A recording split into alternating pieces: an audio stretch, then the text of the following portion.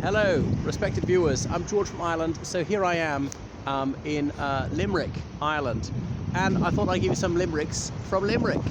Well, they're not really particularly from Limerick, but limericks in Limerick, I should say. Now, in case you don't know, a limerick is a quintain, and it's a verse form which evolved in the 18th century, originally the Irish language, probably by John O'Toole and the Maig poets, the Maig being a minor river here. And in them he would mock the establishment, that's the monarchy, the Church of Ireland, the upper class and so on. And then in the early 19th century became an English language thing. In 1820 there was a magazine article published about women who liked to compose these limericks like that.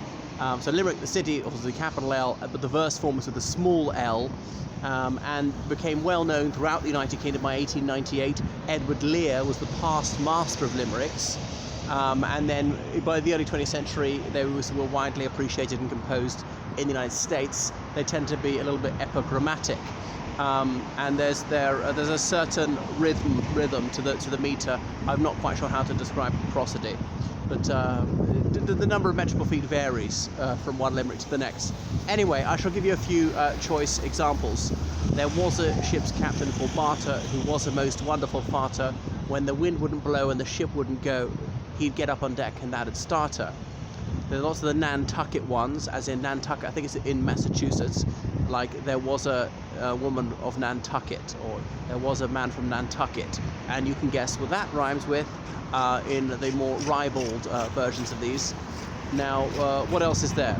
Oh yes, it's the vice both unclean and unsavoury. It holds the Bishop of London in slavery. With lascivious howls, every night he befouls innocent young owls, whom he lures to his underground aviary.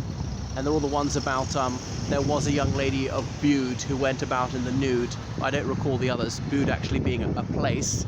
You can even have mathematical ones about equations and so forth. I can't remember how it goes, but using the word a gross to mean the number 144. We used to sell things by the gross, had to buy at least 144 items. That's why I have grocers and grocery, because they're selling things in very large amounts, wholesalers. But I don't know much about Peru, but I do know a woman is fine, a man is divine, but a llama is numero uno. And they're many more like this. Well, what was I going to say about limericks? So I can't quite recall this one. A limerick is a poem anatomical which uses space economical to become quite comical. The good ones seldom are clean, and the clean ones never are comical, something like that. So I probably muffed that one up.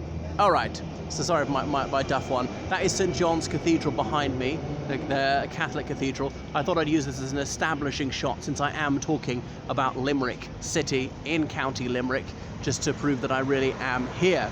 So I should have memorized lots more limericks, but as I've often said, I make it a point of honor not to read things right before I do my videos. And behind me, that is St. John's Church. It was a Church of Ireland church, but hasn't been used for worship for decades now, performance space, particularly for dance. Just reading how the last rector of it died in 1922, but there might have been other clergy who were there occasionally, but nobody was solely dedicated to that one.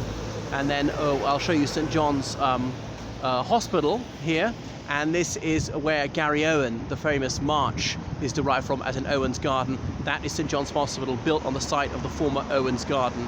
Gary Owen. I know it's another poem, obviously. I shan't try reciting it now, as in it's the march of the United States 7th Cavalry. Right, I'll switch it off now. Toodle pip.